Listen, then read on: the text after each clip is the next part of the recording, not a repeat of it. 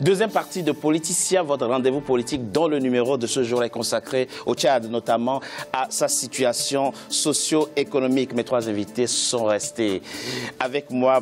Bamare Krong, vous êtes membre du MPS, le parti présidentiel. Abdelkarim Koundougoumi, membre de la société civile. Et Mahamat Zan, qui représente en Europe Saleh Kebzabo, le chef de file de l'opposition tchadienne. Alors, nous avons évoqué les points d'achoppement entre centrales syndicales et le gouvernement. Donc, dans la première partie de notre émission, je le rappelle, le gouvernement tchadien a décidé donc de l'abattement des salaires, de la diminution des indemnités des fonctionnaires, de la hausse du taux d'imposition des revenus ainsi que de l'augmentation du prix du carburant. Alors, entre le gouvernement qui dit que les caisses de l'État sont vides et son opposition qui soutient le contraire, quelle est la réalité concrète de l'économie tchadienne? Avant de répondre à ces questions, je propose qu'on suive ce reportage signé Mahamat Ramadan, notre correspondant au Tchad. Commentaire Thierry Ndassa.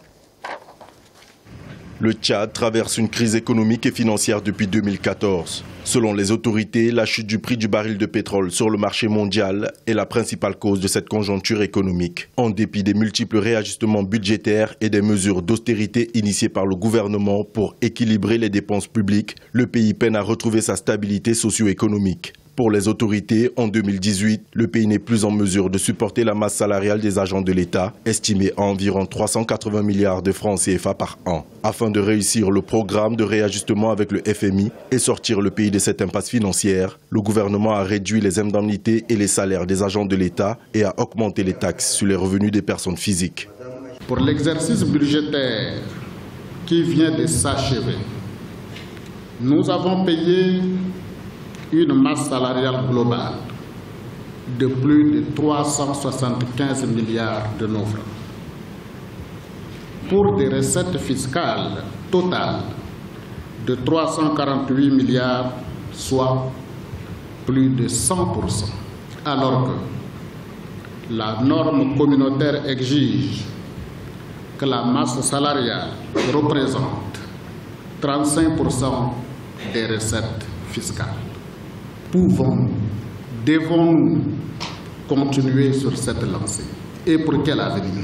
Pour l'opposition et la société civile, les principales causes de la crise économique et financière que traverse le pays sont avant tout dues à la mauvaise gestion des ressources publiques et le surendettement de l'État auprès des compagnies pétrolières et des institutions financières. Par ailleurs, elles estiment que les autorités doivent rapatrier les fonds placés dans les paradis fiscaux par les cadres de l'État, estimés à environ 2700 milliards de francs CFA entre 2010 et 2015, d'après les révélations des médias locaux, mais aussi toiletter les agents fictifs et ceux intégrés avec des faux diplômes à la fonction publique, ainsi que la restructuration des régies financières.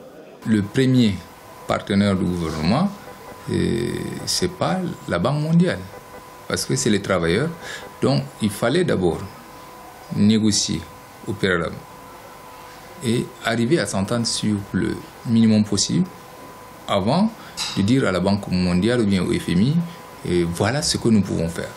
Parce qu'il faut quand même aller sur des bases réelles et je pense qu'il y a d'autres solutions que de couper surtout le salaire. Comment pourriez-vous comprendre que les recettes aujourd'hui de l'État sont tenues par des personnes qui ne sont pas professionnelles? Je prends pour le cas des militaires qui sont aujourd'hui en plein pied, sous prétexte que c'est une brigade mixte chargée du contrôle ou bien de la répression de la fraude. En septembre 2017, les autorités tchadiennes ont récolté plus de 20 milliards de dollars de promesses auprès des bailleurs de fonds à la table ronde organisée à Paris pour financer le plan national de développement. Par ailleurs, depuis 2016, les autorités tchadiennes ont pris une dizaine de mesures d'austérité pour faire face à la crise économique. Mais à nos jours, la plupart de ces mesures n'ont pas été exécutées.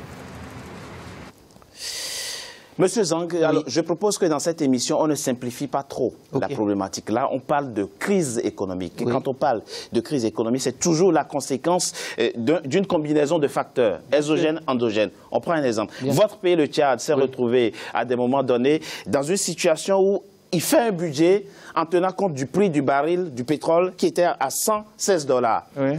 En cours d'exercice, ça tombe à 90 $, puis à 26 $. Ce n'est pas Idriss Déby qui fixe le prix du baril du pétrole. Que fait-on Quand à côté, il faut dépenser 60 milliards à Kidal au Mali et 7 millions d'euros par mois pour lutter contre Boko Haram. C'est ça la question. Qu'est-ce qu'on fait? Mais ça, il est incontestable que ce sont des causes exogènes qui sont à prendre. Vous le reconnaissez? Mais elles sont à prendre en considération pour une raison très simple. Le Tchad ça a été une décision de l'Assemblée nationale tchadienne, donc votée avec l'accord du Parlement, de l'opposition, pour envoyer des soldats venir en aide au peuple malien en difficulté. Il va de soi que ça a été une bonne action. Le seul problème qui se pose, c'est que les mêmes militaires tchadiens qui ont été envoyés au Mali, lorsque l'ONU a pris la succession, leurs salaires ne leur ont même pas été versés et ils ont fait des manifestations à N'Djamena. Ça, c'est la première chose. Il y a des raisons totalement endogènes. Gouverner, c'est prévoir. Depuis que M. Idriss Déby est au pouvoir, on a multiplié le nombre de cantons. Vous savez qu'il y a plus de 700 cantons au Tchad? Combien on a créé? On a créé partout des vassaux pour les récompenser, alors qu'ils sont souvent incultes et analphabètes, et qu'ils ont une gestion dispendieuse. Si on peut aussi à côté, si les finances tchadiennes étaient mieux gérées, si on n'avait pas gaspillé l'argent à gauche et à droite, le Tchad a vécu jusqu'en 2003 sans le pétrole. Voyez-vous? Et sous l'ancien dictateur Hissène Habré, les salaires étaient payés, il n'y avait pas de pétrole. Voyez-vous? Donc, il ne faut pas systématiquement mettre tout sur le dos du... Bien sûr, heureusement.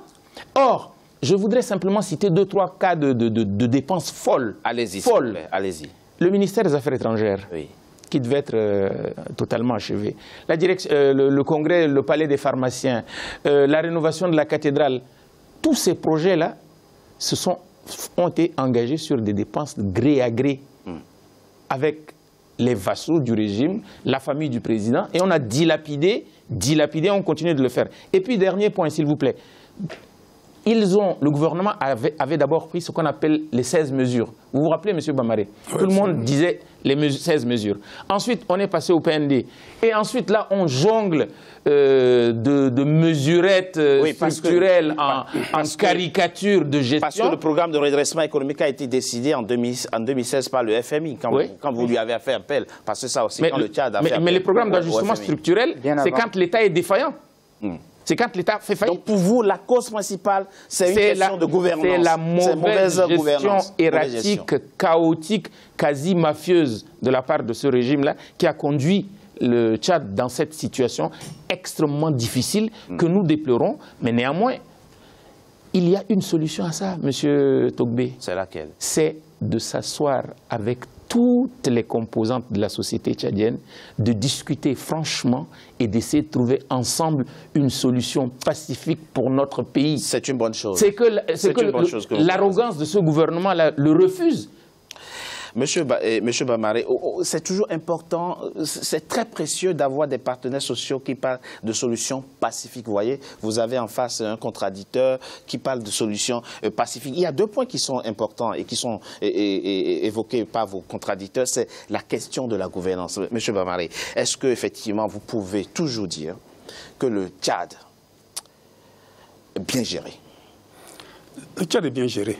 Pensez-vous? Oui, parce que le Tchadien est pacifiste et également aime dialoguer. Nous avons toujours prôné le dialogue avec Et pourquoi il n'a pas lieu? Ils sont prêts au dialogue, mais là, vous avez décidé des mesures qui ne sont pas le fruit de dialogue. Mais quelles mesures nous avons décidé? Les mesures de réduction de salaire. Je vous l'avais demandé, vous n'avez pas véritablement... Les mesures de réduction de salaire, et ce sont des mesures qui ont été imposées par les organisations internationales. Non. C'est pas vrai?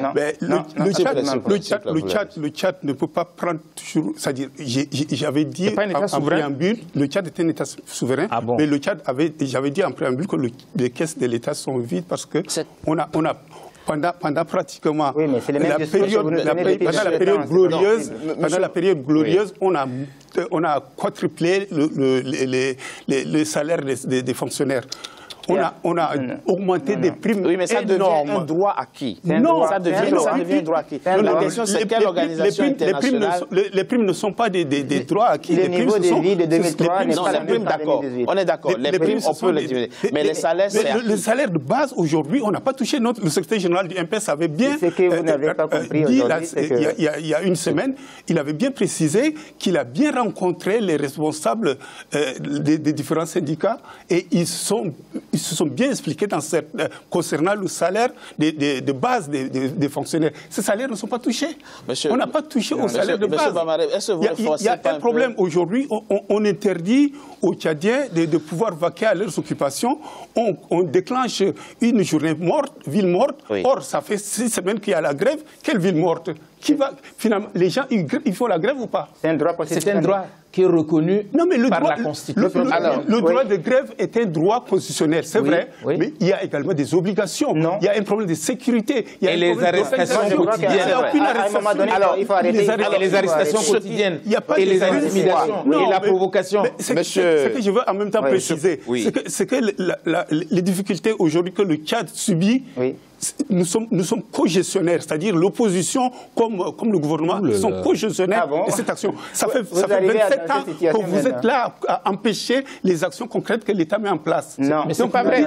Ne mettez pas tout sur le dos. Mais c'est ça, le problème, c'est que vous êtes enfermé dans votre bulle. On n'est pas enfermé dans votre bulle. Vous êtes déconnecté de la réalité. On veut dialoguer. On peut toujours mieux faire. Alors quand on parle de gouvernance, on peut toujours effectivement mieux gouverner, c'est sûr. Donc effectivement, on peut admettre, même si M. Bamary force un peu l'argumentaire, on peut admettre effectivement qu'il y a quelques failles dans la gouvernance, comme il y en a partout. Ce n'est pas seulement quelques failles. Ce n'est pas... C'est le système qui ne fabrique pas. La question aujourd'hui, parce que quand nous faisons cette émission, n'oublions pas, nous avons des malades tchadiens dans les hôpitaux. Nous avons nos parents. Ils sont abandonnés. Nous avons nos parents, nos frères, nos sœurs sont dans les hôpitaux. La question, c'est comment on sort de là tout de suite. Je vais vous expliquer comment on va sortir. D'abord, que le gouvernement s'assoie sur la table de négociation avec l'intention et la volonté politique de pouvoir apporter une solution. Mais ce gouvernement, qu'est-ce qu'il fait? Il décide des mesures, on convoque des syndicats, début convoque des syndicats, une injonction de reprendre le travail et accuse les syndicats de préparer un coup d'État avec cette action. Comment, avec une mentalité primaire comme ça, qu'on peut aller vers une négociation, un dialogue?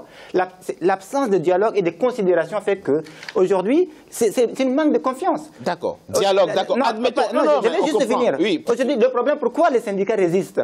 C'est parce que c'est une injustice dans le gouvernement ne s'adresse pas, n'apporte pas la vraie solution. D'accord. Monsieur Bamary a évoqué tout à l'heure que voilà, des mesures ont été imposées au gouvernement tchadien. Il n'a pas dit quelles sont ces mesures qui ont été imposées. Les mesures qui ont été imposées, en tout cas, des efforts sont demandés. Oui, mais les efforts sont cités. Au Tchad, mais pas seulement au Tchad, à l'ensemble des pays de la zone. Ça, c'est normal. On est d'accord. C'est l'assainissement de la solde. L'assainissement de la solde. Pour amener un équilibre entre les dépenses et les recettes, pour qu'on puisse équilibrer, la Banque mondiale a dit il y a 3 pistes. Les faux diplômes. On a dit que parce qu'il y a tellement de faux diplômés, ils prennent de gros salaires. Et qui sont ceux qui se permettent de gros salaires? Ce sont des gens du régime. Aujourd'hui, les militaires, on ne sait même pas combien ils sont. Ils ont de doubles salaires, triples salaires. Des enfants des députés deviennent des militaires qui prennent des soldes. Des étudiants deviennent des militaires qui prennent des soldes. Aujourd'hui, on a des gens à l'étranger qui prennent des bourses, qui sont des militaires et qui sont en même temps fonctionnaires. Donc, il faut assainir. Et qui sont ces gens qui font ça? Ce sont les parents de Déby, sa famille et ceux qui gravitent autour de ce pouvoir. Et il ne faut pas... Donc, si Déby touche aujourd'hui les militaires, il sait que son pouvoir va basculer parce que son pouvoir est basé que sur l'armée. Alors, finalement, ceci dit, il faut quand même relever ici, et c'est très important de le souligner, les militaires tchadiens font un travail remarquable pour sécuriser votre pays. Je rappelle non. Attention. Vous voulez en douter? Non. Aujourd'hui, non, je doute fort. Aujourd'hui, Idriss Déby... La sécurité au Tchad... Exactement, je vais vous expliquer pourquoi. C'est une chimère? Non, c'est carrément une mirage. Dans le sens qu'il y ait des Tchadiens qui se permettent de dire que Idriss Déby tient le peuple tchadien en joue. Par la violence, et de deux, il envoie des militaires tchadiens, nos frères, nos sœurs, nos cousins, mourir au Mali, mourir à Boko Haram. Pour une bonne cause. Pour une bonne cause, mais avec rien. Et aujourd'hui, ceux qui disent que sécuriser, Déby, c'est quoi? C'est la bagarre présidentielle. Aujourd'hui, je vous dis, les généraux tchadiens, tu as des officiers tchadiens ou des militaires tchadiens autres que les proches de Déby n'ont même pas le droit de porter une arme au Tchad. Ils sont dans une situation économique catastrophique. Ils n'ont pas le droit même de faire des grèves ou manifester. On a vu des militaires, des officiers de l'armée tchadienne. Qui ne sont pas armés, ils sont désarmés. Oui, ce ne sont pas de la famille du président. Oui, aujourd'hui, les seules personnes qui soutiennent Déby, je vous le dis, on a dans des casernes, des militaires meurent de faim. Je pense que... Donc ne dites pas que l'armée entièrement soutient Déby, c'est faux. Aujourd'hui, Déby seulement prend en otage l'armée tchadienne, prend en otage le peuple. Je ne peux pas laisser dire ça. Je voulais juste et vous profitez de cette histoire de lutte contre le il a compris, vous avez évoqué plusieurs fois, il a compris. Ça. En aucun moment, on ne peut dire qu'il y a des militaires tchadiens qui meurent de faim dans les casernes. C'est pas possible. J'en ai vu. Ils meurent de faim. On a eu des informations qui sont comme ça. Ils n'arrivent même pas à manger. Je ne peux pas vous permettre de dire ça. D'accord. Vous pensez aujourd'hui que l'armée tchadienne est bien logée et que effectivement des moyens suffisants sont mis à la disposition. Vous n'avez même pas payé les gens qui sont la cherté de la vie ne concerne pas l'armée de votre pays. La cherté de vie concerne la vie des familles des militaires. Ça, c'est sûr et certain. Donc ils sont impactés aussi par la crise. Ils font partie du peuple tchadien, donc ils subissent également les mêmes conséquences que les autres. Ce qui est certain, c'est que les militaires qui donnent leur vie pour défendre la sécurité de la population, les respecter. Il faut les respecter. Absolument. On est d'accord. On est d'accord. On est d'accord. Qui sont ceux qu'on envoie mourir au Mali? Qui sont ceux qu'on envoie mourir nos enfants? Ce sont nos frères. Ce sont nos frères. On a le retour. Nous sommes entièrement d'accord. Je voulais dire, revenons à la situation socio-économique. Voilà, de la grève. Les organisations syndicales, les mouvements citoyens, ainsi que les partis politiques de l'opposition ont proposé un nettoyage du fichier des fonctionnaires.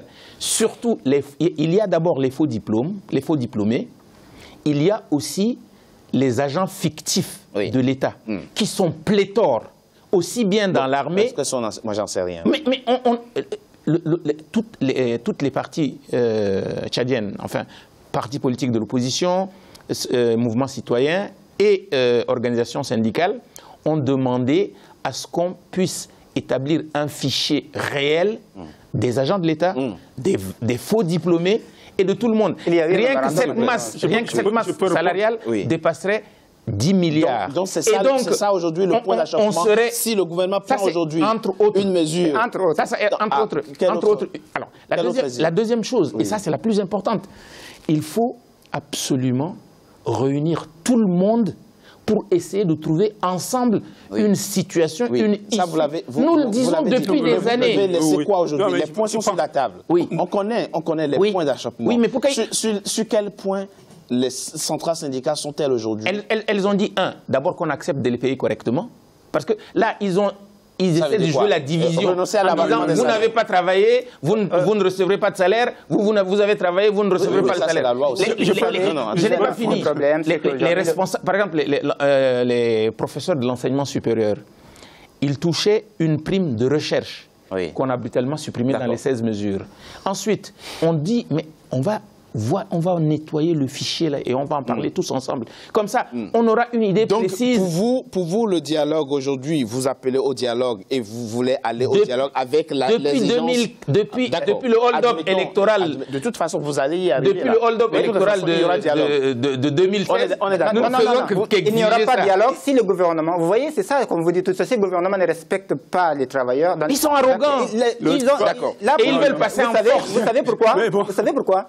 Le fait d'appliquer l'article de la loi 32, qui est contraire à l'esprit de notre Constitution, l'article 29 qui régit les droits des travailleurs pour les grèves, et aussi les recommandations du Bureau international du travail qui a dit que cette loi n'est pas respectueuse des droits des travailleurs, et vous appliquez cette loi en attendant même de faire passer cela en relecture à l'Assemblée nationale. Donc cela montre votre façon de se précipiter à appliquer des lois. Vous n'avez pas cette volonté de pouvoir aller vers l'apaisement. On n'a malheureusement pas assez de temps. Et une chose est sûre, je peux discuter avec vous. Mais alors, allez-y très rapidement. Vous avez invité M. Alata. Oui, je pense qu'il faut quand même être réaliste. Aujourd'hui, le gouvernement a pris des mesures. Il y a un cabinet privé qui... Le cabinet camerounais. Laissez M. Bamale. Un cabinet privé, ce n'est pas un cabinet tchadien. Et au sein de ces cabinets, c'est que des étrangers qui vont venir faire l'audit des sociétés d'État. On a mis également en place une formation qui a donc formé des agents recenseurs qui vont physiquement aller dans chaque ministère vérifier physiquement les fonctionnaires qui dépendent de ces services. Le tableau Le troisième point, c'est que si on arrive à assainir déjà le fichier des fonctionnaires, je crois qu'on va... Ils ont refusé cette proposition. Écoutez, monsieur, je propose qu'on marque une coup de pause. On se retrouve dans quelques instants pour la suite de notre émission consacrée au Tchad et à la situation sociopolitique de ce pays. À tout de suite.